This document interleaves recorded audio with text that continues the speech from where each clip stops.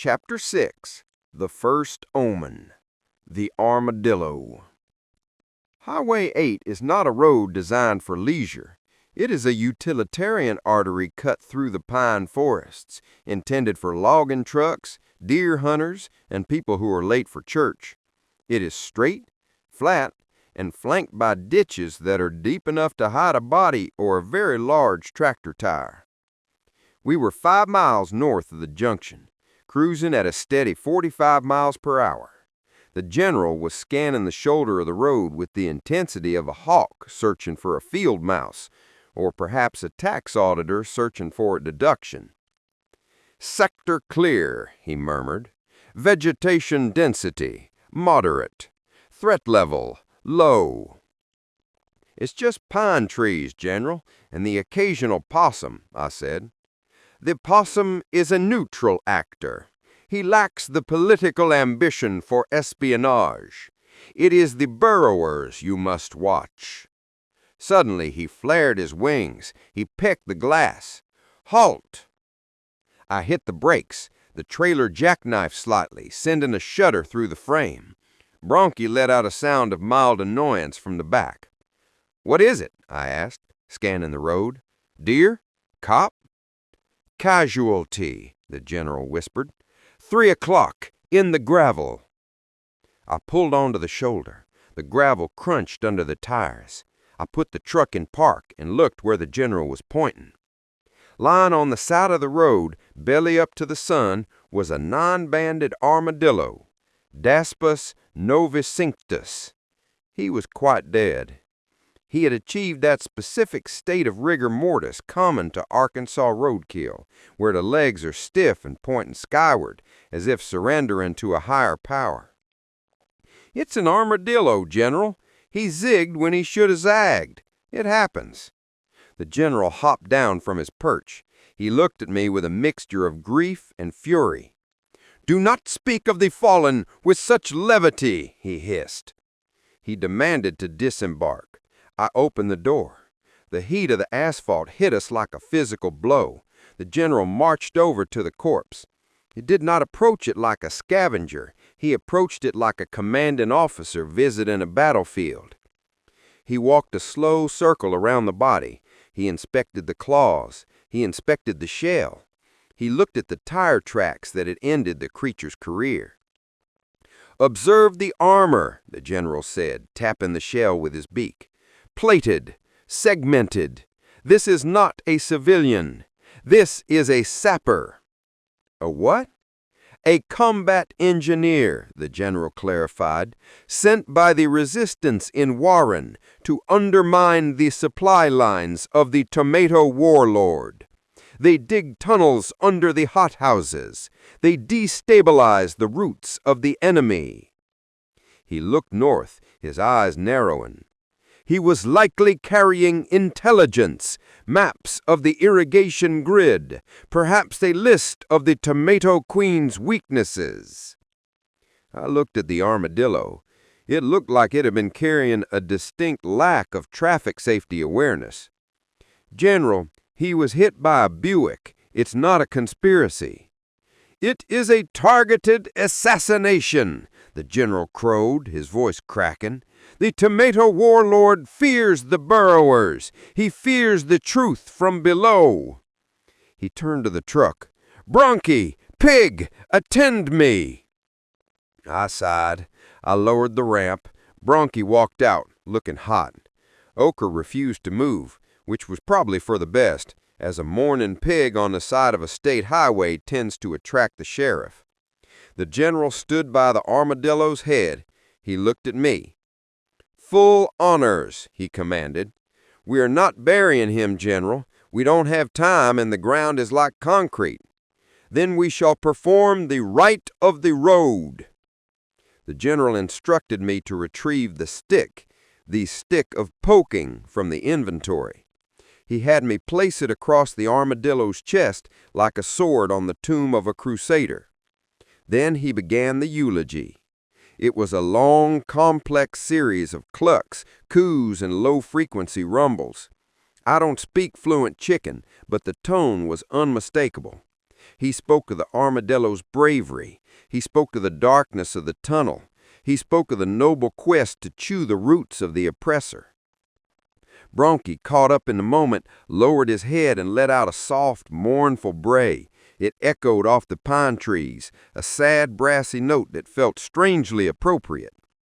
A logging truck roared past, shaking the ground. The driver honked, a long, angry blast of air horn. The general didn't flinch. He stood his ground over the fallen sapper, staring down the 18-wheeler as if to dare it to challenge his grief. When the dust settled, the general hopped onto the armadillo's stomach. He looked north. "We shall avenge you, brother of the shell. Your digging was not in vain." He hopped down. He looked at me. "Recover the stick," he ordered. "We move out. The enemy is ruthless, and we have lost a valuable asset." I put the stick back in the truck. I loaded the donkey. I got back in the driver's seat. As we pulled away, I looked in the rearview mirror.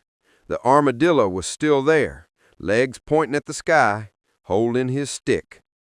"He looks peaceful," I said. "He looks like a warning," the general replied, gripping his perch.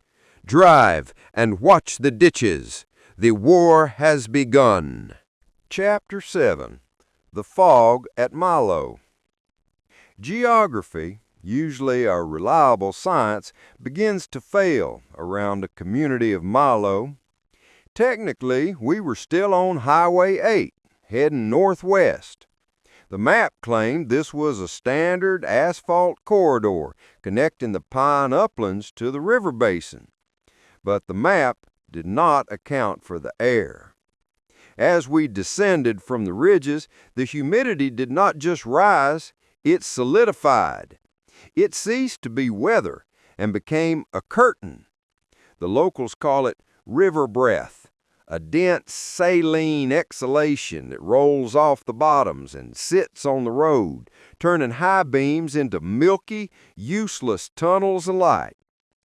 "Visibility is degrading," the general announced from his dashboard perch. He was leaning forward, his beak almost touching the glass. "Tactical obscuration. The tomato warlord has deployed smoke canisters." "It's fog, General," I said, slowing the truck to a crawl. "We're hitting the floodplain. The river is close." The fog was not white. It was the color of old parchment, thick and heavy with the smell of wet cypress and standing water. It muffled the sound of the tires. The rattling of the trailer behind us seemed to come from a great distance, as if the donkey and the pig were following me in a different decade. We passed the scattering of houses that constitutes Milo.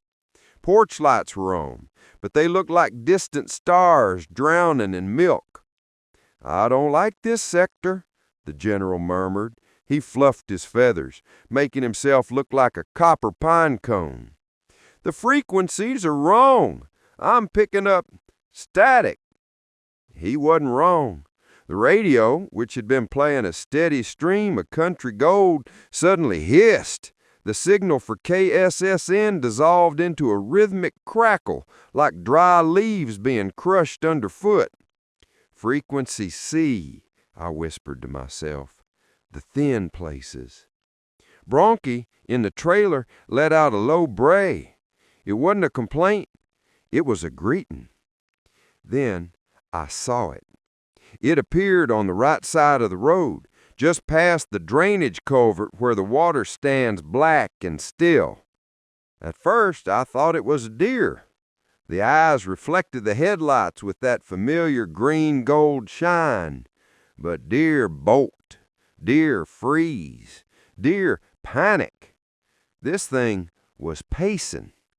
It was a dog, or at least it held the shape of a dog. It was massive, standing nearly as tall as the hood of the truck. Its coat was not just white, it was luminous, radiating a soft, pale glow that seemed to push the fog back a few inches. It moved with a silent, fluid grace, trotting alongside the truck in the ditch, matching our speed perfectly. "Contact right," the general said. His voice was not angry. It was respectful. "The Guardian." I gripped the steering wheel. I knew the stories. Every family in the Saline River bottoms has a story about the white things. Sometimes it's a horse that vanishes when you try to saddle it. Sometimes it's a panther that screams like a woman. But the white dog is different. Legend says he patrols the trace, the old pass that existed before the asphalt. He doesn't hunt, he watches. He escorts travelers across the boundaries of reality, ensuring they don't wander off the map and into the ghost loops. "He's watching us," I said. "He is vetting us," the general corrected. "He is checking our papers. He wants to know if we are tourists or pilgrims." The ghost dog turned its head. Its eyes were cold and blue, burning through the fog. It looked directly at the general. The general did not scream. He did not posture. He simply raised one wing in a slow, solemn salute. The dog dipped its head in return. Then, as the road curved toward the bridge approach, the dog simply dissolved. It didn't run into the woods. It just became part of the fog, its luminescence fading into the general gray at a river bottom. The radio static cleared instantly. A commercial for a lawyer specializing in tractor accidents blared through the speakers. I let out a breath I didn't know I was holding. My hands were shaking slightly. "Was that?" I started. "The gatekeeper," the general finished. He settled back onto his perch, looking pleased. "We have been cleared for passage. The river accepts our commission." "Or he just decided we weren't worth eating," I muttered. "Cynicism is a civilian luxury," the general said. "Eyes front, the Rubicon is ahead." Ahead of us, the fog thinned just enough to reveal the steel truss of the Saline River Bridge. The water below was black, swollen, and moving with a heavy muscular silence. We had survived the descent. Now we had to cross.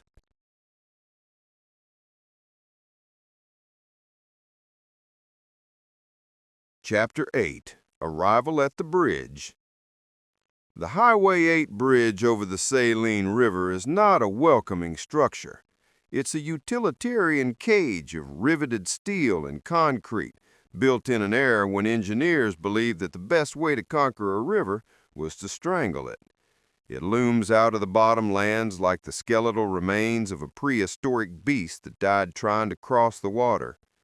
The fog had thinned enough for us to see the truss work, but the water below remained a mystery. The Saline is the last free-flowing river in the Ouachita Basin. It does not have dams to regulate its mood. Today, it was swollen, moving with a muscular, coffee-colored violence that suggested it had digested a great deal of rainfall in Benton and was now rushing south to tell Louisiana about it. "The Rubicon," the general announced. He was standing on one leg on his dashboard perch, a posture of extreme tactical focus. "Once we cross, there is no turning back. The die is cast. The tomato is peeled." "That's not the saying, General," I said. "It is the saying of the victor," he countered. I eased the truck onto the bridge deck. The tires sang on the metal expansion joints, thump, thump, thump, thump, a rhythm that felt like a heartbeat. The air temperature dropped 10 degrees instantly. We were suspended over the water now, caught in the threshold, that liminal space where the laws of Ashley County end and the laws of the river begin. The truck, which had been rattling with its usual mechanical complaints, suddenly went silent. The engine didn't die. The noise just stopped. The wind died. The tires stopped singing. In that silence, the radio turned on. This was technically impossible. The radio in my F-150 had not worked since 2009 when a mud dauber nest shorted out the volume knob. It was a dead unit, a tombstone for AM frequencies. But the display lit up, a pale, sickly green light. Static washed through the cab, not the sharp hiss of electronic interference, but the soft, rolling crackle of a needle on old vinyl. Then a harmonica cut through the noise. It was raw, bluesy, and undeniably broadcast from a different decade. "Pass the biscuits, 'cause it's King Biscuit time." The voice was tinny, distant, bouncing off the ionosphere of 1941. It was the legendary broadcast from Helena, Arkansas, a show that had no business reaching a truck on a bridge in the Saline Bottoms. I gripped the wheel. "General, are you hearing this?" The general cocked his head.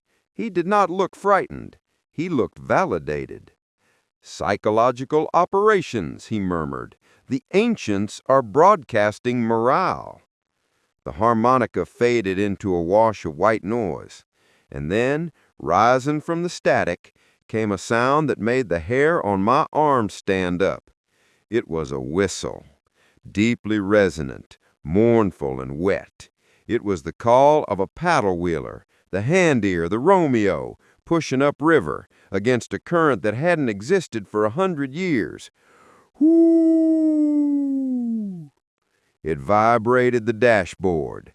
The yellow hard hat rattled. Bronchi, in the trailer, let out a bray that harmonized perfectly with the phantom boat. And then, just as the truck tires hit the asphalt on the western bank, the radio died. The green light faded. The engine noise returned with a jar and roar. The wind rushed back in through the windows. We were across. I pulled the truck onto the shoulder of the road, my heart hammering against my ribs like a trapped bird. I looked back at the bridge. It sat there, silent and still, looking completely innocent.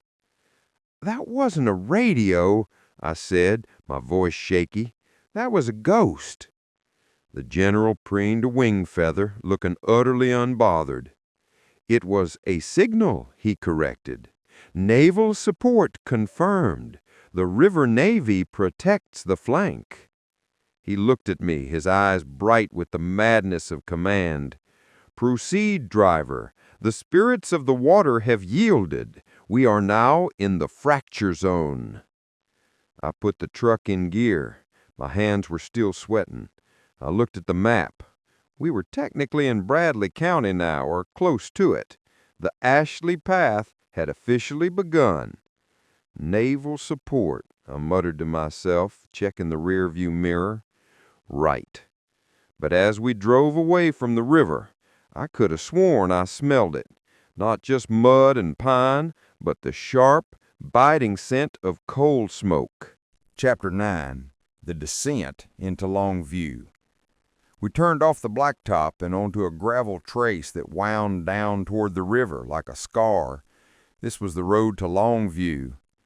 In the daylight of a map, Longview is simply a coordinate, a boat ramp, and a few acres of saline natural area where people go to catch crappie and drink beer in peace. But at twilight, when the shadows stretch out of the cane like fingers, it remembers what it used to be. "Terrain assessment," the general whispered. He was no longer pacing. He was crouching low on his perch, his feathers pressed tight against his body. "The air is heavy. The frequency is vintage." "It's humidity, General," I said, though I didn't believe it. "We're dropping into the bottom." We were dropping into the fracture zone. The trees here were different. Massive, bald cypress and overcup oaks that looked like they'd been standing since the Louisiana Purchase.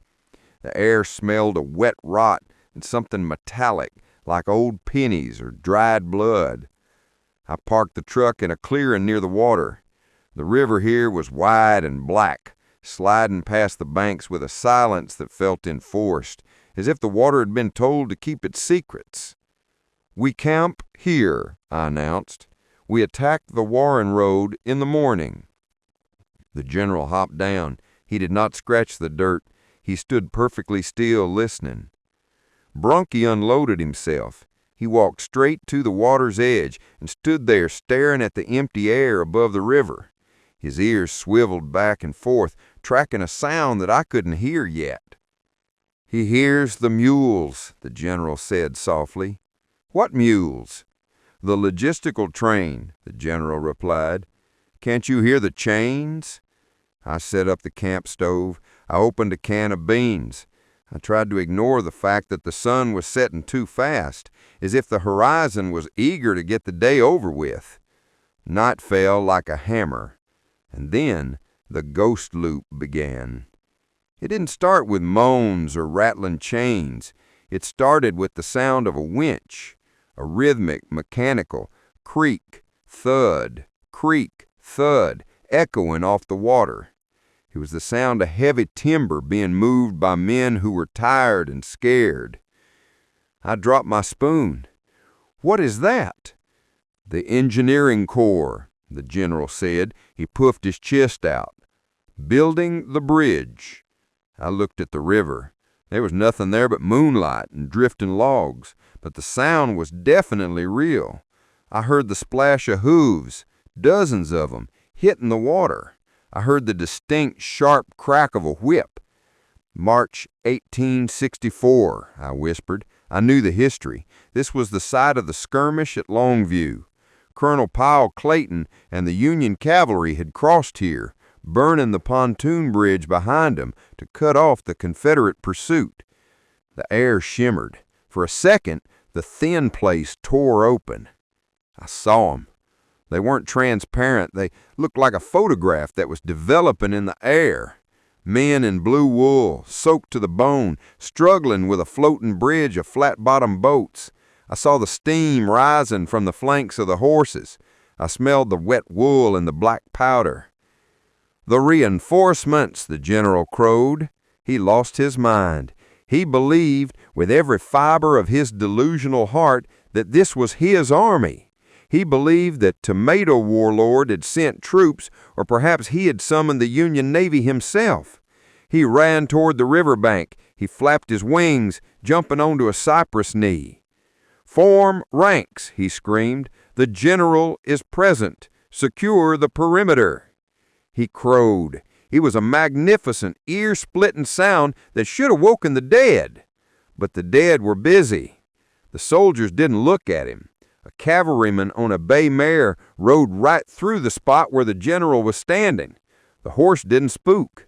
The general was buffeted by a wind that didn't exist, his feathers ruffled by the passage of a ghost. "Attend me," the general shrieked, hopping frantically. "I am your commander. Look at me. I have the pin." He thrust his chest out, displaying the plastic Big Chief pin in the moonlight. Nothing. The soldiers continued their grim work. They were setting fire to the bridge now. I heard the whoosh of oil catching, saw the phantom flames lick the water. The general stood there screaming orders at history, and history ignored him completely. He was invisible. He was a rooster standing in the echo of a war that had ended 160 years ago, trying to command men who couldn't see him because he didn't exist in their frequency. He was the most tragic thing I'd ever seen. Bronchi let out a low, mournful sound. He walked over to the general and nudged him gently with his nose. The vision faded. The fire died. The winch stopped. The river was just a river again, black and silent. The general stood on the cypress knee, panting. He looked at his wings. He looked at the empty water. He looked small. They did not have their radios on, the general whispered. His voice was shaken. "Communications failure." "Yeah, General," I said softly, walking over to pick him up. "Their comms were down. Let's get back to the truck." I carried him back to the cab. He didn't fight me. He sat on the dashboard, staring out at the dark, clutching his pen. He had seen the apex, an army of thousands, and realized that to them, he was nothing. We slept in the cab that night. I locked the doors, not because I was afraid of the ghosts, but because I was afraid the general might try to swim after him. Chapter 10. The Mussel Oracle. Morning at Longview Landing did not break. It leaked. The sun oozed through the cypress canopy like a yolk from a cracked egg, pale and runny, offering light but very little heat. The general was already awake. He was perched on the hood of the truck, preening a tail feather that had been ruffled by the phantom cavalry charge the night before. He looked tired but resolute, like a general who has realized his radio is broken, but decides to shout louder anyway. "The Spectral Division has withdrawn," he announced as I crawled out of the cab. "They operate on a nocturnal cycle, likely a union contract." I rubbed my neck. Sleeping in a Ford 115 is technically possible, but it leaves one with the spinal alignment of a question mark. "We need to move, General. This place, the air is too thick." Bronchi was already up. He was standing knee-deep in the shallows of the Saline, his ears swiveling back and forth. He wasn't drinking. He was staring at the water with intense fascination. "The donkey has found something," the general noted. "Asset recovery in progress." We walked down to the water's edge. Bronchi was nudging a dark oval shape in the mud with his nose. He was a mussel, a big one. The shell was dark brown and striated, half buried in the silt. "A clam," I said. "Great. Breakfast." "Do not touch it!" The voice came from the canebrake, sharp, nasal, and terrified. A man exploded from the vegetation. He was wearing chest waders, a fishing vest with too many pockets, and a pair of spectacles that were held together with duct tape and hope. He held a pair of digital calipers in one hand and a waterproof notebook in the other. This was Harlan Wicks. In Ashley County, Wicks is known as the Waterman. Some say he used to work for the Corps of Engineers until he was fired for writing a report claiming the Mississippi River was depressed. Others say he's a genius who just forgot to stop calculating things. He rushed past me, ignored the rooster, and waded straight to the donkey. He gently pushed Bronchi's nose away. "Standard deviations! You are altering the standard deviations! Do not disturb the array!" He knelt down in the mud, water sloshing over his waders, and applied the calipers to the mussel. He squinted at the digital readout. 104 millimeters, variance of .03. The compression is holding. He looked up at me. His eyes were wide and magnified by his glasses. "You almost crashed the system," he said accusatorily. "This is an Arkansas fat mucket, Lampsilis powelli. It is not a clam. It is a biological hard drive." The general, sensing a fellow technocrat, hopped down from the truck hood and approached the water's edge. "Identify yourself and state your clearance level," the general clucked. Wicks looked at the rooster. He didn't blink.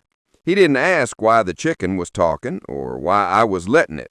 In Wicks's world, a talking rooster was statistically improbable, but not impossible, provided the localized probability field was sufficiently distorted.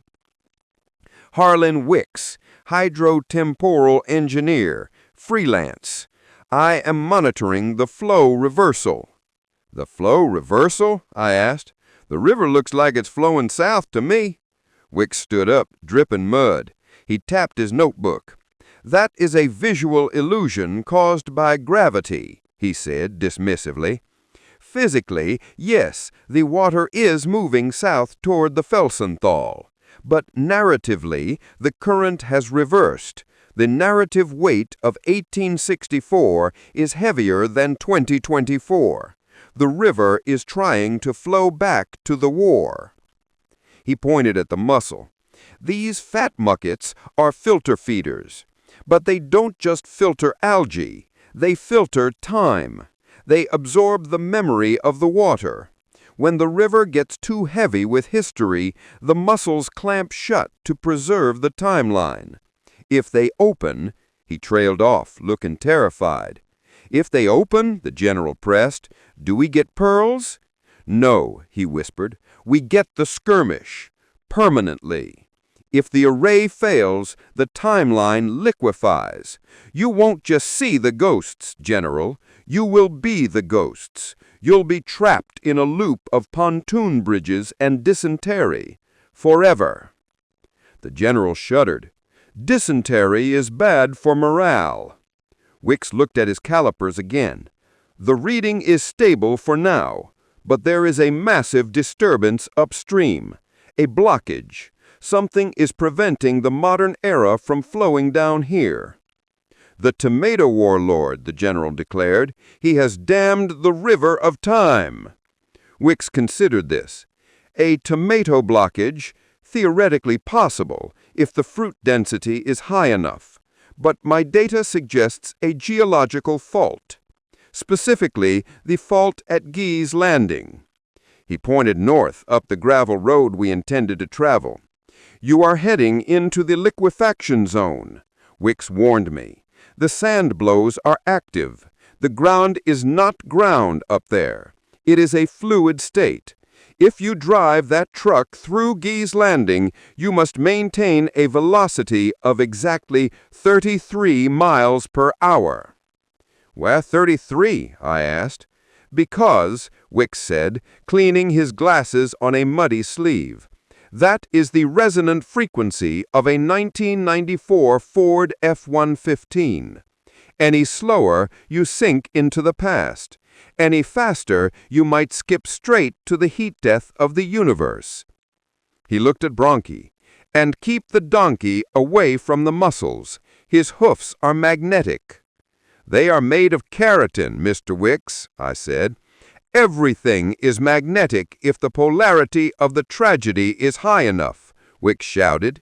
He turned back to the river, muttering about calcium carbonate memory storage. The general looked at me. He looked at Wicks. I like him, the general decided. He understands the gravity of the situation. We shall adopt his speed limit. I looked at Wicks, who was now measuring a different muscle and arguing with a crayfish. 33 miles per hour, I muttered. Through a sand blow? Right. I loaded the general, I loaded Bronchi, and as I started the truck, I looked back at the river. Wicks was gone, vanished back into the cane, presumably to calibrate a turtle. But the river, for a second, just a second, I saw the water ripple upstream, against the current, as if the mud was trying to crawl back to where it came from. I put the truck in gear. 33, I said, not 32, not 34. The general nodded. Steady as she goes, driver. The fat muckets are watching. Chapter 11. The Fault at Gee's Landing. We left the river bottoms and began the climb toward Gee's Landing, maintaining a strict velocity of 33 miles per hour. Driving a 1994 Ford F-150 at exactly 33 miles per hour is a challenge. It's the mechanical equivalent of trying to hum a C-sharp while sneezing. The truck wants to go 40 or it wants to die. It does not like compromise. Hold the line, driver, the general coached from the dashboard. Deviation detected. You are drifting to 34. Do not provoke the timeline. I am trying, General. The throttle return spring is sticky. The road to Gee's Landing is not so much a road as a suggestion made by the county in 1960 and largely ignored by the earth ever since. It sits directly atop the Saline River Fault Zone, a geological grievance that has been active since the Eocene epoch. Harlan Wicks had warned us about liquefaction. I assumed this meant mud. I was wrong. We rounded a curve near a stand of scrub oak, and the road simply changed. The gravel disappeared. The dirt turned white. We hit a patch of sand, fine, silty, and impossibly deep. It was a sand blow, a geological pimple where the pressurized earth had burped up the ancient seafloor. The tires didn't skid, they sank. The tires spun, the engine roared, we dropped 6 inches instantly, the speedometer dropped from 33 to 0. "Velocity failure," the general shrieked. "We have stalled in the flux." The engine sputtered and died. The silence that followed was heavy, absolute, and wrong. I opened the door and stepped out. The ground didn't feel like Arkansas dirt. It felt spongy. The air was hot, not the wet, heavy heat of the swamp, but a dry, scorching heat that smelled of ozone and hot iron. The landscape flickered. That is the only word for it. It was like a film projector struggling with a bad splice. Flicker. The pine trees vanished. In their place stood massive, fern-like cycads, 30 feet tall, their fronds motionless in the stagnant air. A dragonfly the size of a ceiling fan buzzed past the truck, its wings making a sound like a distant helicopter. Triassic sector, vegetation density high, insect threat extreme. Flicker. The ferns vanished.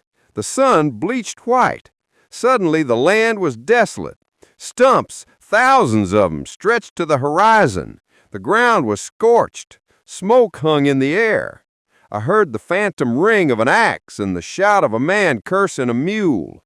1920, I whispered. The clear cut. Flicker. Ferns again. A lizard scuttled under the truck. Flicker. Stumps. A rusted steam donkey engine sat in the weeds, hissing. We were trapped in the fault line, bouncing between the time before man and the time after the devastation. The worn path had led us into a skip in the record. "We have to move," I said, grabbing the door handle.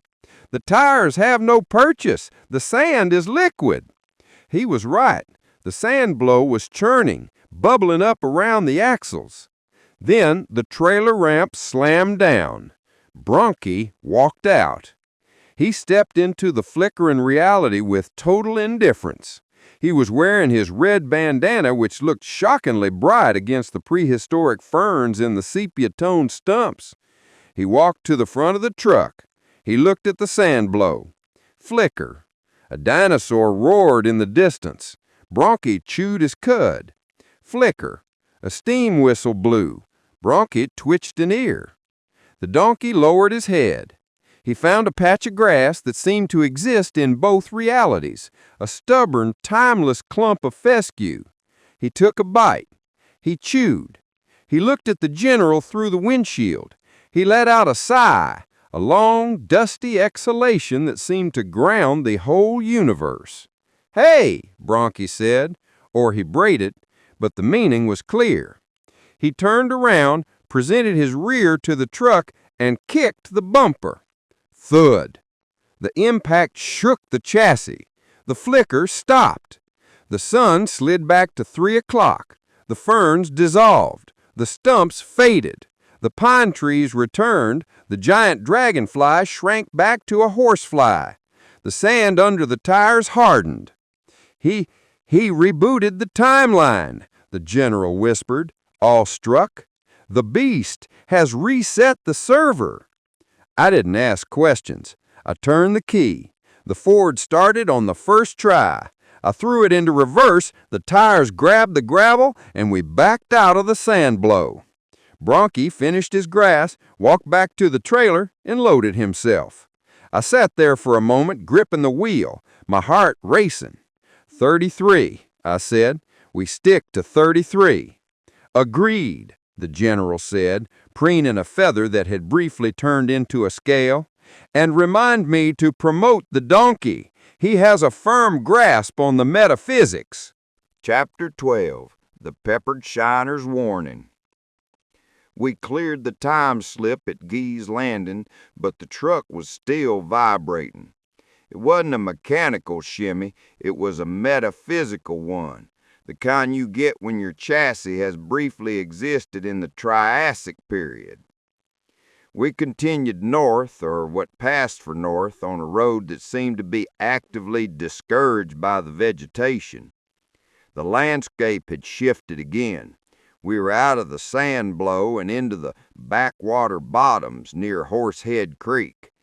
The air was thick, heavy, and smelled of stagnant water and chlorophyll. "Pull over," the general commanded. "We are making good time, General. The speedometer is holding at 33. "It is not a request," he snapped. "I'm receiving a hydrosonic transmission. The fleet is hailing us." I looked at the map. There was a blue squiggle marked Horsehead Creek. I sighed and pulled onto a patch of muddy grass near a stagnant pool of water that had been cut off from the main channel. The general hopped out immediately. He marched to the edge of the pool. The water was dark, still, and covered in a film of green algae that looked like bad guacamole. "General," I said, leaning against the fender, "this isn't the fleet. This is a mosquito breeding facility." "Silence, civilian," he hissed. "The peppered shiner speaks only to those with the clearance." He leaned over the water, his beak inches from the surface. He began to make a series of low, bubbling clucks, a sound I'd never heard before. It sounded like someone blowing bubbles in a milkshake. Bloop, bloop, grrr, bloop. I watched, expecting nothing but a mosquito bite. Then the water rippled. A tiny fish, no longer than my pinky finger, rose to the surface. It was pale, almost translucent, with tiny black speckles along its sides. It was a peppered shiner, Natropus purpallidus, a fish so rare that the Game and Fish Commission usually denies it exists just to keep people from looking for it. The fish did not swim away. It held its position in the water, staring up at the rooster. The general nodded. He turned his head to the side, listening. The fish blew a bubble. Pop! The general gasped. Another bubble. Pop! "My God," the general whispered, "the treachery!" "General," I called out, "you are conversing with a minnow." He turned to me, his eyes wide with horror. "This is not a minnow. This is a courier. He brings news from the upper saline. The tomato warlord has deployed a chemical agent." "Chemical agent?" "The plume," the general shouted. "The shiner says a toxic plume is moving south. It's still in the oxygen. It's turning the water to vinegar." He looked back at the fish. "Confirm vector," he clucked. The fish swam in a tight circle, then darted toward a submerged log. The general stood up, trembling. "It is worse than I thought," he said. "The enemy is not just attacking our culture, he's attacking our respiration." I walked over to the pool. I looked closer. The general was delusional, yes, but he wasn't wrong about the water. Near the bank, floating belly up in the weeds, were 3 bream and a small gar. Their gills were pale. The water didn't just smell stagnant, it smelled of sulfur and runoff. A distinct chemical sheen, like oil mixed with dish soap, swirled on the surface. "Low dissolved oxygen," I murmured, "or agricultural runoff from the tomato fields up north." Frequency A, reality, and frequency B, mythic, had collided. The general heard a fish warning him of a toxic plume. I saw a fish kill caused by fertilizer runoff. We were looking at the same tragedy through different lenses. "The shiner warns us," the general said solemnly. "If we cross the creek, we must not drink. We must not touch. The water is compromised." He looked at Bronchi, who had wandered over to sniff the algae. "Negatory!" the general shrieked. "Abort hydration! The well is poisoned!" Bronchi froze. He looked at the water. He snorted, backed away, and rubbed his nose on his leg. The general turned back to the tiny speckled fish. He bowed. "Your intelligence is noted, Agent Shiner. Swim deep. Find the cold springs. The army of the chicken proceeds to the source." The fish flicked its tail and vanished into the murk. The general walked back to the truck. He looked grim. He looked like a leader who had just learned that the enemy has no rules. "We are not fighting a vegetable anymore," he said quietly as I lifted him onto the dashboard. "We are fighting a poison." I looked at the dead bream floating in the scum. I thought about the pink tomato festival fertilizers washing into the watershed. "You might be right, General. For once, you might be absolutely right." We pulled back onto the road. The air felt heavier now. The Warren Path wasn't just a trip through history anymore. It was a drive into a crime scene.